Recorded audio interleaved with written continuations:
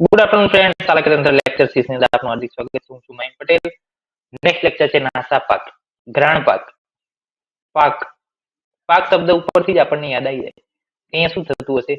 અહીંયા કંઈક સુપુરેશન થતું હશે, અહીંયા કંઈક પથનું ફીલ થતું હશે, અહીંયા કંઈક પ્રમાણમાં ફોલિકલ્સ, કંઈક પ્રમાણમાં ફોલ્લીઓ બનતી હશે અને એની અંદર પાક થતો હશે. અને પાકમાં હંમેશા શેનું ઇન્વોલ્વમેન્ટ હોય? તો કે પિત્તનું ઇન્વોલ્વમેન્ટ હોય. રૂજા થાય એની અંદર વાતનું ઇન્વોલ્વમેન્ટ હોય. કંડુ થાય, સ્વેલિંગ થાય, એની અંદર કફનું ઇન્વોલ્વમેન્ટ હોય. આ બેઝિક કોન્સેપ્ટ સાથે આપણે ચાલવાનું છે ઈએનટી ની અંદર. ઈએનટી નહીં, હું તો કહું છું કે આયુર્વેદના દરેક ડિઝીઝ ની અંદર કોમન કોન્સેપ્ટ સાથે ચાલવાનું છે, કે જે કોમન કોન્સેપ્ટ આપણે પદાર્થ વિજ્ઞાનની અંદર ભણ્યા હતા. કયા ગુણના કારણે કયા સિમ્ટમ્સ આપણને વધારે જોવા મળે એ ત્યાં આપણે ભણ્યા હતા. તેની અંદર તો કે વૃદ્ધિ પ્લસ જે છે એની અંદર સામાન્ય અને વિશેષ, એ બંને વિશે આપણે અભ્યાસ કર્યો હતો. સામાન્ય ભેગું થાય એટલે શું થાય? વૃદ્ધિ થાય. એ કોન્સેપ્ટનો અહીંયા ઉપયોગ કર્યો છે. જ્યારે પિત્ત જે છે ઇન્વોલ્વમેન્ટ થાય, એટલે પિત્તના ઇન્વોલ્વમેન્ટના કારણે ગરમી શું થાય? વધે. ગરમી વધે, ક્લેદયુક્ત વાતાવરણ એને મળે એટલે શું થાય? ફોલિકલ્સ છે, પછી બ્લિસ્ટર છે, આ બધાનું નિર્માણ થાય. અને પિત્તનું ઇન્વોલ્વમેન્ટ થાય એટલે સુપુરેટિવ ચેન્જીસ થાય. તો એ છે નિરુક્તિ કીધું છે કે પિત્ત દ્વારા જે નાસામાં પાક થાય એને શું કહેવામાં આવે છે? નાસા પાક કહેવામાં આવે છે.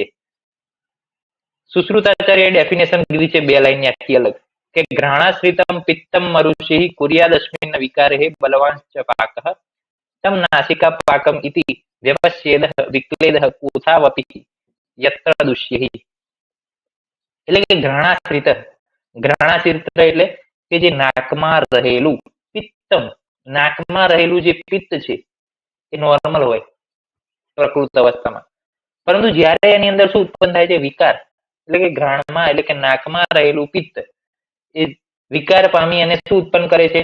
અરુષિ. અરુષિ શું છે? તો કે એક પ્રકારની બોઇલ છે, એક પ્રકારની બ્લિસ્ટર છે. એ બોઇલ્સ ઉત્પન્ન કરે છે. કુર્યાદ એટલે કે ઉત્પન્ન કરે છે. અસ્મિન વિકારે બલવાંચ પાક. અસ્મિન એટલે કે તેમાં, એટલે કે તે જે બોઇલ ઉત્પન્ન થઈ તેની અંદર પિત્તના વધારે ઇન્વોલ્વમેન્ટ થવાને કારણે આગળ વિકૃતિ ઉત્પન્ન થાય અને સુપુરેટિવ ચેન્જીસ આવે છે. એટલે અરુષિને પિત્તનું ઇન્વોલ્વમેન્ટ થયું, એના કારણે અરુષિને બલવાન એટલે કે બળવાન થયો રોગ, અને એમાં શું થયું? પાક થયો. તમ નાસિકા પાકમિતિ. હવે એક બોઇલ હતી, બીજી બોઇલ બની, મલ્ટિપલ્સ બોઇલ બની. એની અંદર પિત્તનું વધારે ઇન્વોલ્વમેન્ટ થયું એટલે સુપુરેટિવ ચેન્જ પણ આવી ગયા. હવે શું થયું? આખા નાકની અંદર જે પાક થયો છે, તમ નાસિકા પાકમિતિ, તે શું કહેવામાં આવે છે? નાસિકા પાક કહેવામાં આવે છે. વ્યવચ્છેદ તેમ જાણવું. વિક્લેદ કોથાવપી યત્ર દુષ્યે. અને તે જગ્યા કે જ્યાં મલ્ટિપલ્સ બોઇલ ઉત્પન્ન થઈ છે નાકમાં, એ કેવી બને છે? વધુ સ્નિગ્ધતા વાળી. એટલે કે મોઇસ્ટનેસ ત્યાં શું થાય છે? વધી જાય છે. કોથ એટલે શું? તો તે જગ્યા જે છે સડી જાય છે. ત્યાં આગળ જે છે નોર્મલ જે ટિશ્યુ હોય એ ટિશ્યુ રહેતી નથી. તો નાકમાં રહેલું પિત્ત પહેલા શું કરશે? તો કે અરુષિ ઉત્પન્ન કરશે. વધારે પિત્તનો પ્રકોપ થશે એટલે દોષ વધારે બલવાન થશે. અરુષિમાં સુપુરેટિવ ચેન્જીસ આવશે. અરુષિ શું છે? એક પ્રકારની બોઇલ્સ છે, એની અંદર સુપુરેટિવ ચેન્જીસ આવશે એટલે મલ્ટિપલ્સ બોઇલનું પછી પાછળથી નિર્માણ થશે. મલ્ટિપલ્સ બોઇલ નાકમાં નિર્માણ થવાને કારણે જે નાકમાં જે પાક થયો એ બોઇલ્સ ઉત્પન્ન થઈ, એને શું કહેવાય? નાસા પાક. અને આ નાસા પાકની અંદર હવે જે સરફેસ અંદરની નાકની જે ટિશ્યુની છે એ શું છે? વિક્લેદ છે, મોઇસ્ટ બની ગયા છે સરફેસ અંદર. પ્લસ કોથાવપી એટલે કે અંદર કોથ એટલે કે નાકની જે ટિશ્યુ હતી નોર્મલ રહી નહીં, એક કોથ અંદર જોવા મળ્યો. ઘ્રાણમાં રહેલું પિત્ત પેલા અરુષિ ઉત્પન્ન કરી, પછી બલવાંશ પાક થયો એની અંદર, પછી વિક્લેદ ત્વચા થઈ અને કોથ ઉત્પન્ન થયો છે. એટલે નેક્રોસિસ થયું કે ત્યાં આગળ બ્લડ સપ્લાય પણ થઈ શકે નહીં. સુશ્રુતાચાર્ય ચિકિત્સા બતાવતા શું કહ્યું? અષ્ટાંગનો અભ્યાસ આપણે હાલ કરવો નથી. અષ્ટાંગમાં પણ તેમ જ છે કે પિત્તના કારણે માંસમાં ત્વચામાં સ્થાન સંશ્રય થયો, પિત્તની પાકની ઉત્પત્તિ થઈ, દાહ થાય છે. શું થાય છે? ચિકિત્સા આપણે જોઈએ, ચિકિત્સા અગત્યની છે.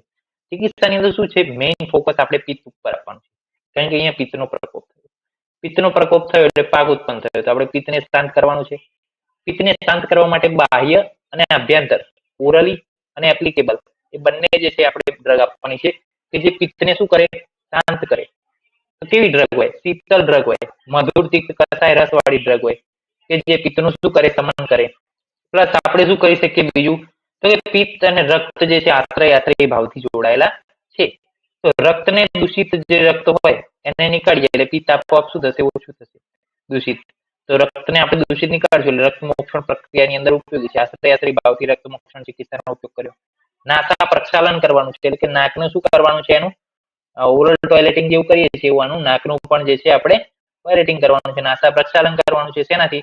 ત્વચા ઓફ શિરવૃક્ષ, શિરવૃક્ષથી જે છે એની ત્વચા છે એનો જે છે ક્વાથ બને એનાથી જે છે નાસા પ્રક્ષાલન કરવાનું છે. લેપ જે છે ઘીના મિશ્રિત લેપનો આપણે પ્રયોગ જે છે લગાવવા માટે કરવાનો છે. કે જે ઘી શું છે, ઘૃતમ પિત્ત અનિલહર, પિત્તનું હરણ કરે છે. પ્લસ પિત્તનાશક ચિકિત્સા. દીપ્તરોગ, દીપ્તરોગ શું છે તો કે એની અંદર જે છે નાકમાંથી ધુમાડો જે છે થતો હોય, નાકને આપણે સળગાવ્યું હોય એ પ્રકારની ફિલ્મ જે છે દીપ્ત નાસા દીપ્ત રોગની અંદર જોવા મળે છે. તો એમાં જે ટ્રીટમેન્ટ કરીએ છીએ પિત્તના શમન માટે, જે દાહના શમન માટે ટ્રીટમેન્ટ અહીંયા કરવાની છે. વમન વિરેચન સ્નેહન લેપન આ બધું કરવાનું શીતલ ઔષધિઓથી. આભ્યંતર ઔષધ જે છે એની અંદર કેશર ગુગલું, મંજિષ્ટાદિક વાત, પ્રવાલ, મુક્તા, સુક્તિ, ગૈરિક આ બધી ડ્રગ પિત્તનું શમન કરે છે. એટલે પિત્ત ઉપર મેઇન ફોકસ રાખી અને રક્તના આશ્રય આશ્રય ભાવને સમજી અને આપણે ટ્રીટમેન્ટનો આધાર લેવાનો છે. તો આપણે આજે જોયું કે નાસા પાક એની અંદર પાક થાય છે અને એ પાકની અંદર પાછળથી સુપુરેટિવ ચેન્જીસ આવે, આખી ત્વચા જે છે નેક્રોસ થાય, ક્લેદયુક્ત મોઇસ્ટયુક્ત બને અને એને નાસા પાક કીધો છે. એની ટ્રીટમેન્ટમાં આપણે પિત્ત ઉપર મેઇન ફોકસ કર્યું, રક્તના આશ્રય આશ્રય ભાવને ધ્યાનમાં આપ્યું, એ ધ્યાન રાખ્યું. નમસ્કાર ફ્રેન્ડ, જય આયુર્વેદ, જય ધન્વંતરી.